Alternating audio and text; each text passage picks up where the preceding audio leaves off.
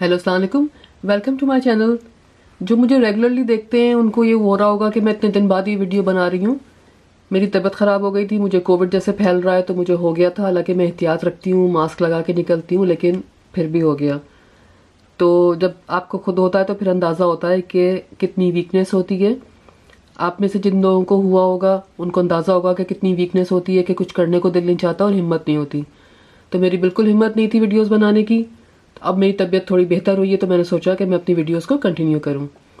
तो आज मैं आपको ये बनाना सिखाऊंगी कि अगर आपको बॉर्डर लगाना है, जैसे मैंने अपने दुपट्टे में बॉर्डर बनाया हुआ है जिसमें ये पट्टियाँ जो हैं ये कलर डिफरेंट, ये पट्टियाँ डिफरेंट कलर्स की हैं और आड़ी बनी हुई हैं। ये बहुत ईजी है, लेकिन जब बन के ये तैयार होता है तो ये बहुत अच्छा खूबसूरत लगता है।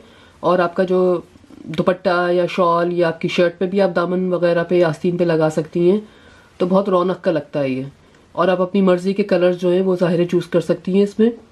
चाहें तो सिर्फ 2 कलर्स में करें या चाहें तो आप मल्टी कलर में करें। मैंने कई कलर्स यूज़ किए हैं। अब मैं आपको दिखाती हूँ कि ये कैसे बनता है। बहुत ईजी है, ये बहुत आसानी से बनता है। इसमें आपको जितनी चौड़ी पट्टी ये रखनी है, जैसे ये जो स्लांट सी कटी हुई है सारी, जितनी चौड़ी रखनी है आपको, फिर उसी हिसाब से अपनी पट्टियाँ काटनी है। अगर आपको ये पतली रखनी है तो बहुत बारीक बारीक काटें आप पट्टी।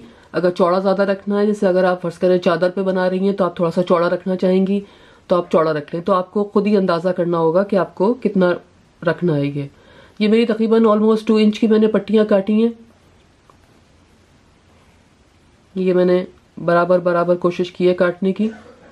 आप ये भी कर सकती हैं कि सारी पट्टियाँ बराबर नहीं काटें, कोई पट्टी पतली हो कोई चौड़ी हो, तो उससे भी आपका डिज़ाइन जो है वो डिफरेंट तरह का बनेगा। तो सारी आपके जो स्लांट पट्टियाँ हैं वो एक सी नहीं होंगी, वो डिफरेंट डिफरेंट होंगी। जैसे अक्सर स्ट्राइप्स के कपड़े आप देखते हैं, कोई पट्टी चौड़ी होती है कोई पतली होती है, तो उसी तरह का डिज़ाइन फिर बनेगा आपका। लेकिन अगर आप चाहें तो फिर सारे कलर्स जो भी ले रही हैं आप वो एक ही साइज़ के काट लें आप। फिर हम इनको इस तरह करके, जो भी आपको कॉम्बिनेशन अच्छा लग रहा है, कि आप पिंक के साथ अगर ऑरेंज चाह रही हैं या चाह रही हैं कि ब्लू के साथ के करीब पिंक आए, जो भी आपको अच्छा लग रहा है आपकी नज़र को, उस हिसाब से आप पट्टियाँ अपनी जोड़ लेंगी। ऐसे यहाँ सिलाई कर लेंगे हम। जैसे हमने ये दोनों पट्टियाँ सी ली हैं, फिर हम ये तीसरी यहाँ लगा लेंगे, चौथी हम यहाँ लगा लें, यहाँ लगा लें। जहाँ पे भी आपको लगाना हो वो आप पूरी कंप्लीट कर लें। मैं आपको सीने के बाद दिखाती हूँ और फिर हम देखेंगे कि ये कटेगा किस तरह। अब इस तरह हम सी लेंगे।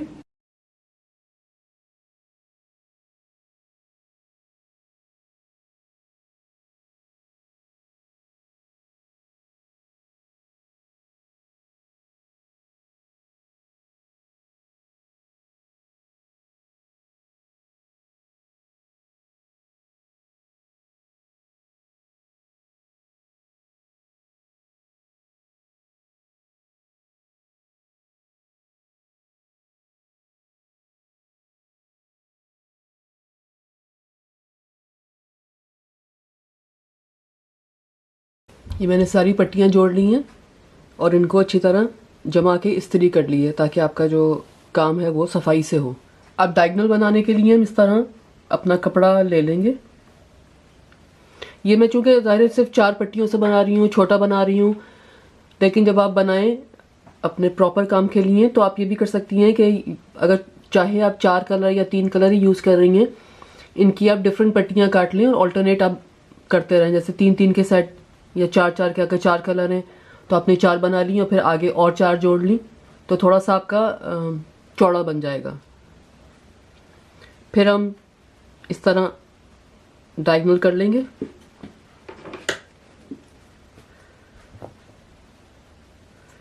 और ऐसे काट लेंगे।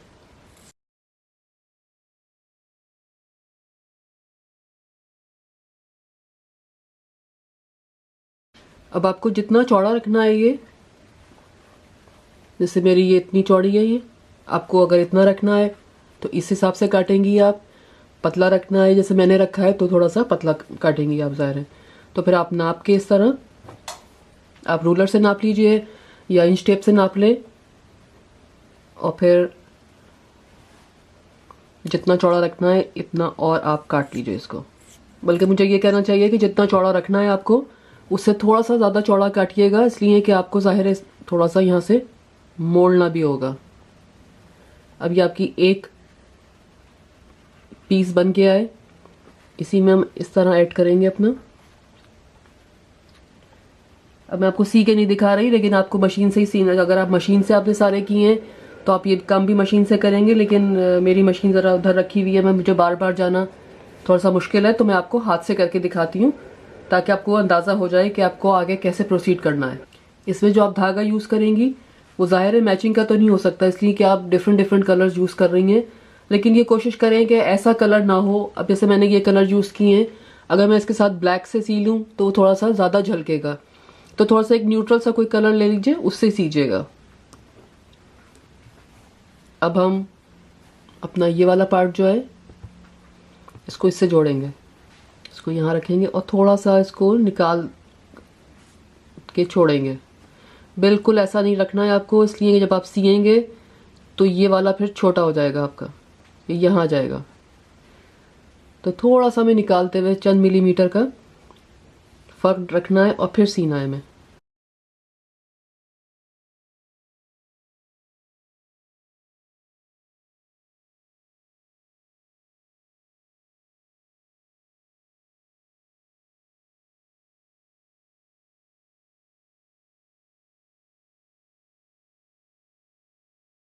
अगर आप सारी चीज़ें हाथ से ही सी रही हैं, आपको मशीन अक्सर लोगों को चलानी नहीं आती है, सीना नहीं आता है, तो आप हाथ से सी लें, लेकिन टाँके फिर आप छोटे रखिएगा ताकि आपका काम मजबूत रहे, बड़े टाँके मत लगाइएगा।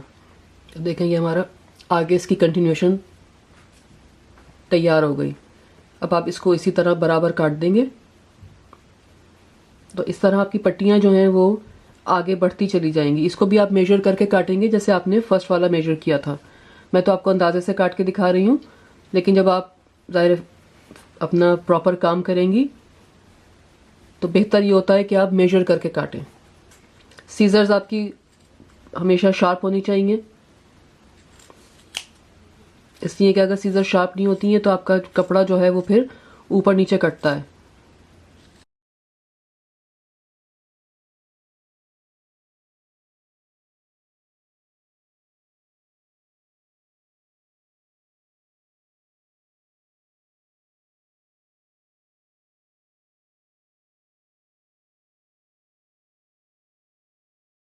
तो ये हमारी एक पट्टी पहले की निस्बत डबल बन गई, इसलिए कि हमने दो अपने सेट्स जो हैं वो जोड़े हैं।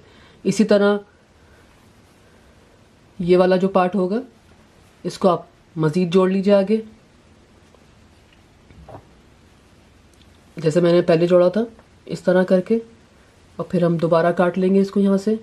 तो हमारी पट्टी जो है वो लंबी होती चली जाएगी, और चूंकि सारे ही डायगनल होंगे तो आपको पता नहीं चलेगा कि आपने कहाँ जोड़ लगाया है, इसलिए कि सब में ही ज़ाहिर जोड़ लगे हुए हैं। अब हम इसको ऐसे डबल करके भी सी सकते हैं अगर आप दोनों तरफ चाह रहे हैं अपने दुपट्टे के, और आप ऐसे भी सी सकते हैं जैसे कि मैंने सिया है। मैंने एक ही तरफ सिया है, दूसरी तरफ नहीं किया मैंने, तो आप इस तरह भी कर सकते हैं जैसे आपकी मर्ज़ी हो। जैसे जो भी कपड़ा आपको लेना है वो आपने लिया, और फिर बिल्कुल बारीक आपको मोड़ना है। इस कपड़े को ज़्यादा खींचना नहीं है, इसलिए कि जब डायगोनल कटा हुआ होता है कपड़ा तो आप खींचेंगे तो वो उसकी शेप तरफ ख़राब हो जाती है, ज़्यादा खिंचता है कपड़ा। अगर आप हाथ से ही कर रही हैं तो इसको भी मोड़ लीजिए।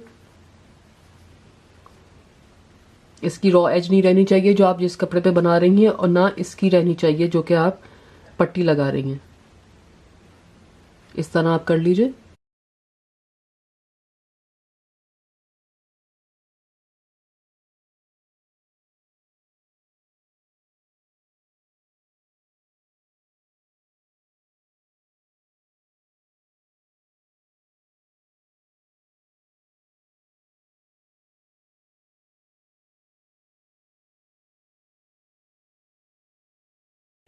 जितना छोटा टाका आपका होगा इतना सफाई से काम लगेगा, इसलिए कि ज़ाहिर है आप जो धागा यूज़ कर रही हैं वो या तो किसी एक कलर से मैच करेगा या किसी से भी नहीं मैच करेगा। तो वो जितना कम नज़र आए इतना अच्छा है। तो ज़ाहिर है जितना छोटा टाँका होगा आपका, इतना ही आपका जो धागा है वो कम नज़र आएगा।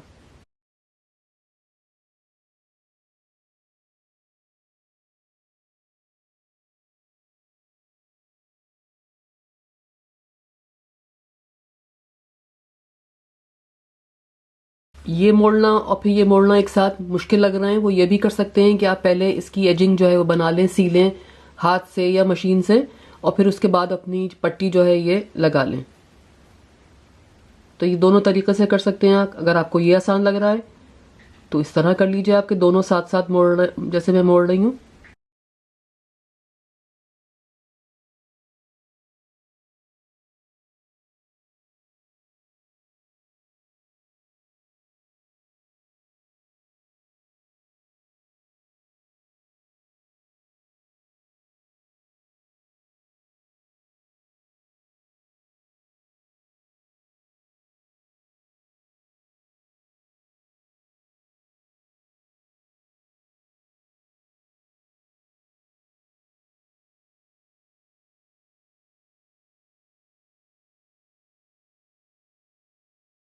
देखिए मेरा ये लग गया है। थोड़ा सा और लगा के आपको दिखाती हूँ, फिर हम दूसरे पार्ट भी इसी तरह लगा लेंगे, तो आपको कंप्लीट लुक आपको अंदाज़ा होगा कि कैसे लगेगा।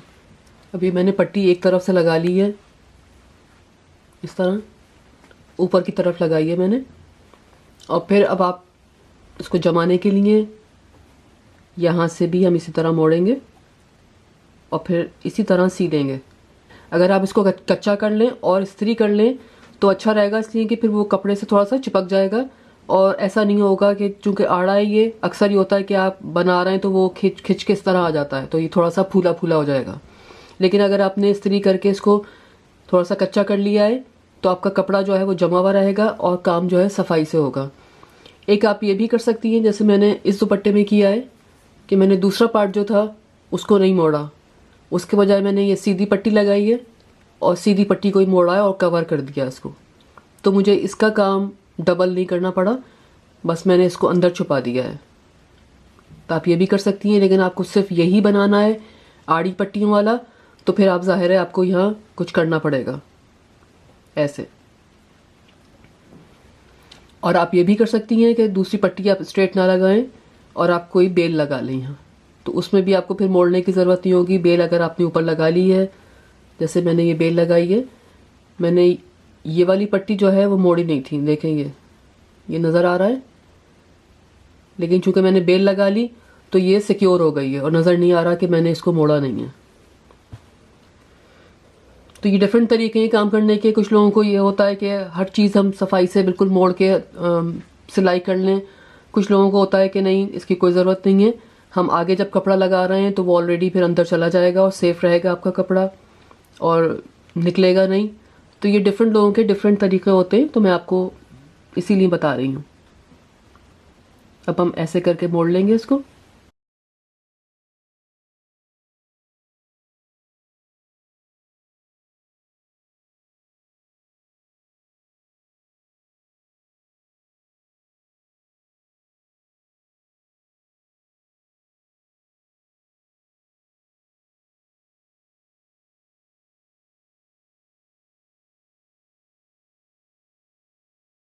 तो इसी तरह हम आगे अपना काम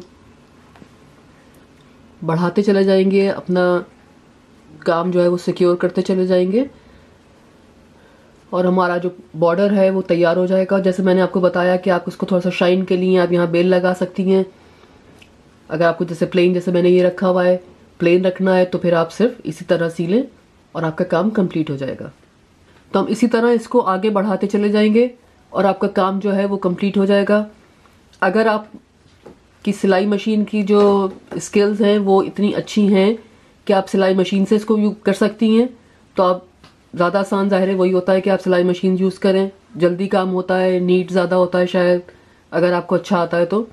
वरना हाथ से करना थोड़ा टाइम कंज्यूमिंग होता है, लेकिन आपका काम जो है थोड़ा सा आपके काबू में रहता है। सिलाई मशीन में अक्सर ये होता है कि डायगनल चीज़ें सीने से थोड़ा सा सफाई इतनी नहीं रहती। उम्मीद है आपको ये वीडियो पसंद आई होगी, आप इसको ट्राई करेंगे, अपना कोई दुपट्टा बनाएंगे अपनी पसंद के कलर्स का और मुझे बताएंगे कि रिज़ल्ट कैसा रहा। Thank you.